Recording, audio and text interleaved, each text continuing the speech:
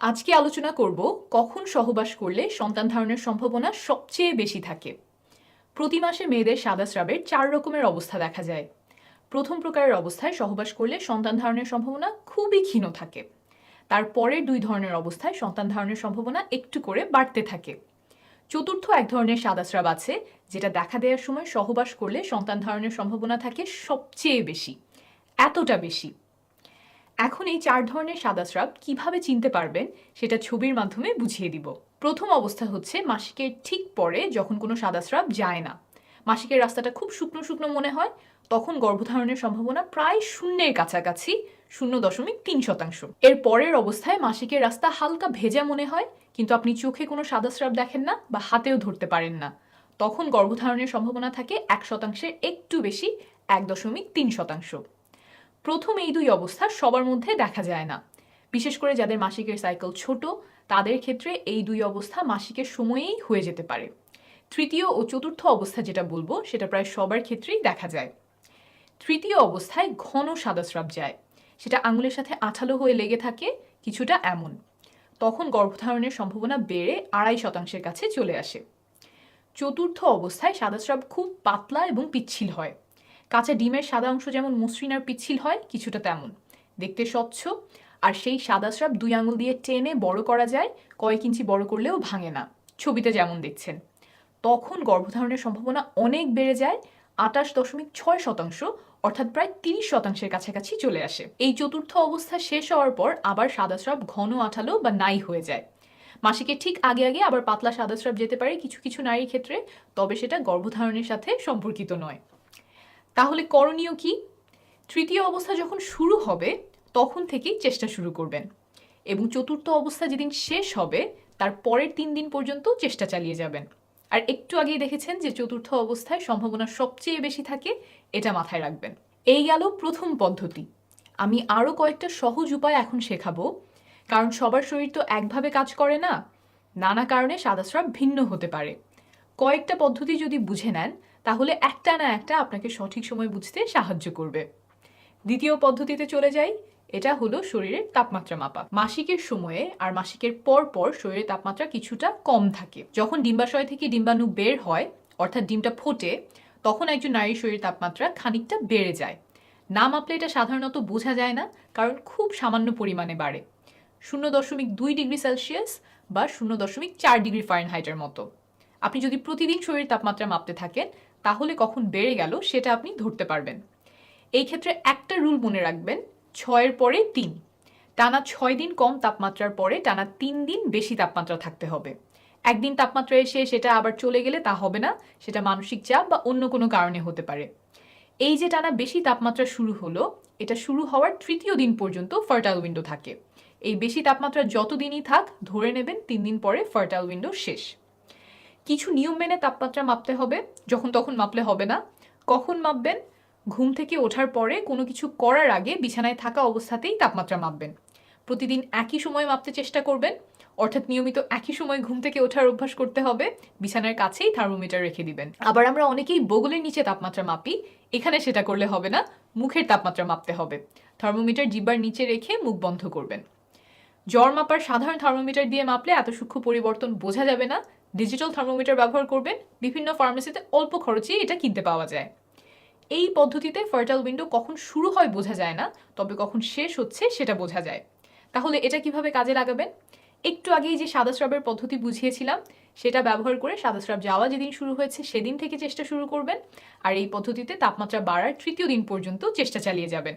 তাহলে গর্ভধারণের সবচেয়ে সম্ভাবনাময় সময়টুকু কাজে লাগানো হলো। পরের পদ্ধতিতে যাওয়ার আগে একটু বোঝাই কেন মাসের একটা সময়ে সন্তান ধারণের সম্ভাবনা এত বেড়ে যায়।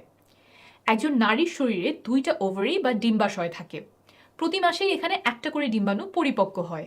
যখন ডিম্বাণু পরিপক্ক হয়ে যায় তখন সেটা খোলস ভেঙে ওভারি থেকে বের হয়ে ঢোকে ফ্যালোপিয়ান টিউব বা ডিম্বনালীতে। এই ঘটনাকেই আমরা ডিম ফুটে বেরিয়ে আসা বলি। যে ডিম্বাণুটা বের হয়ে আসলো এটা এখন সন্তান ধারণে সক্ষম। ফ্যালোপিয়ান টিউব বা ডিম্বনালীতে যদি পুরুষের শুক্রাণু আগে থেকেই এসে বসে থাকে তাহলে সেটা ডিম্বাণুর সাথে মিলিত হয়, আর ডিম্বাণু এবং শুক্রাণুর মিলন হলেই কেবল তা গর্ভধারণে সক্ষম। যদি শুক্রাণু মিলিত না হয়, ডিম্বাণু একা একা জরায়ুতে এসে পৌঁছায়, তাহলে তার কয়েকদিন পরে জরায়ু তার গায়ের মোটা প্রলেপ ঝেড়ে ফেলে, সেখান থেকে রক্তক্ষরণ হয়। এই ঘটনাকেই আমরা বাইরে থেকে মাসে মাসে ঋতুস্রাব বা মাসিক হিসেবে দেখে থাকি। এটাই সাধারণভাবে ঘটে, এর বাইরেও কিছু ব্যাপার আছে, তবে এখনকার আলোচনার জন্য সেটা বোঝার প্রয়োজন নেই। এখন খেয়াল করেন, নারীর দেহে পুরুষের শুক্রাণু সাধারণত 3 দিন বাঁচে, কিছু ক্ষেত্রে 7 দিন পর্যন্ত বাঁচতে পারে, কিন্তু একটা পরিপক্ক ডিম্বাণু থাকে সর্বোচ্চ 24 ঘন্টা। তার মানে ডিম্বাণু খুব অল্প সময়ের জন্য থাকে।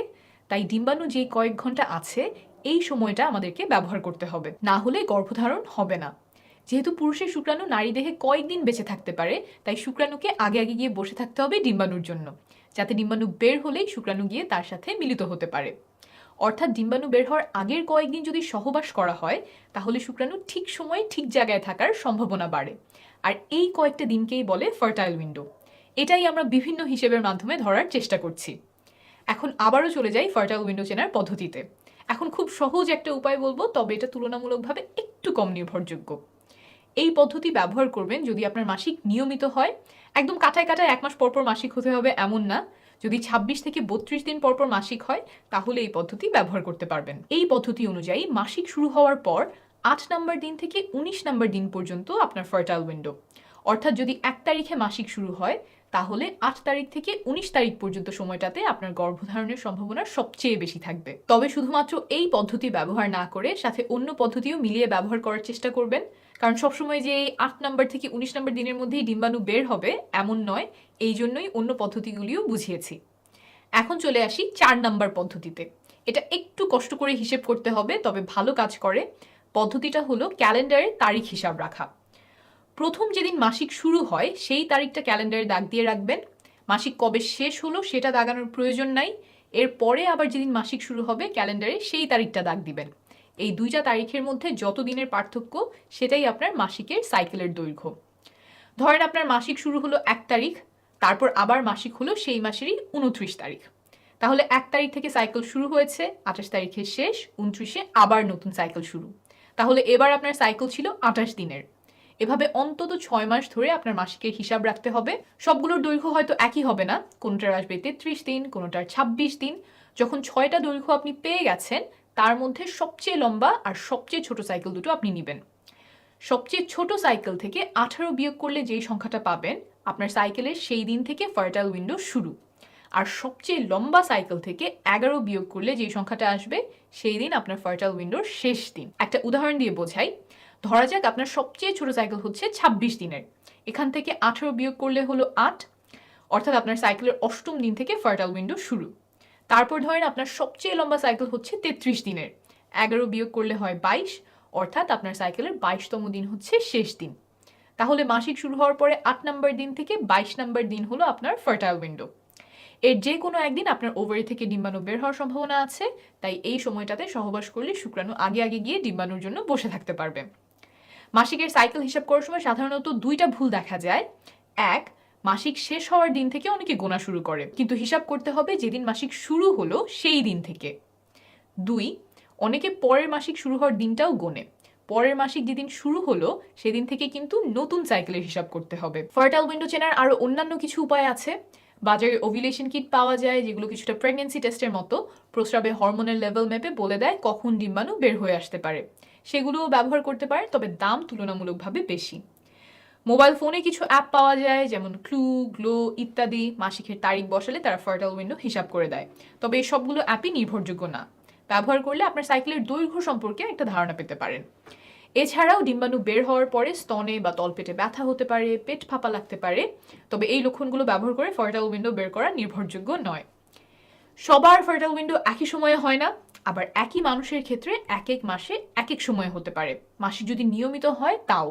তাই নিজের শরীরের লক্ষণগুলো যেমন তাপমাত্রা, সাদা স্রাব, এগুলোর দিকে খেয়াল রাখলে সময়টা আরও ভালোভাবে চিনতে পারবেন। যতগুলো পদ্ধতি বললাম, এগুলোর কোনোটাই একদম নিশ্চিত করে বলতে পারবে না যে এই সময়েই ডিম্বাশয় থেকে ডিম্বাণু বের হয়ে এসেছে এবং এর মধ্যে সহবাস করলে বাচ্চা হবেই। তবে পদ্ধতিগুলো অনুসরণ করলে, বিশেষ করে কয়েকটা পদ্ধতি সমন্বয় করলে সন্তান ধারণের সম্ভাবনা অনেকটা বাড়বে। মনে রাখবেন, নিয়মিত সহবাস করলে, অর্থাৎ 1 দিন বা 2 দিন পরপর সহবাস করলে 1 বছরের মধ্যে 80%-এরও বেশি দম্পতি সফল হন। তাই 3-4 মাস চেষ্টা করে সফল না হলে ঘাবড়ে যাবেন না, সময় লাগতে পারে। 1 বছর নিয়মিত চেষ্টা করার পরেও সফল না হলে ডাক্তারের পরামর্শ নেবেন। আর নারীর বয়স যদি 35-এর বেশি হয় তাহলে 6 মাস চেষ্টা করার পরেই ডাক্তারের শরণাপন্ন হবেন। আপনার সফলতা কামনা করছি।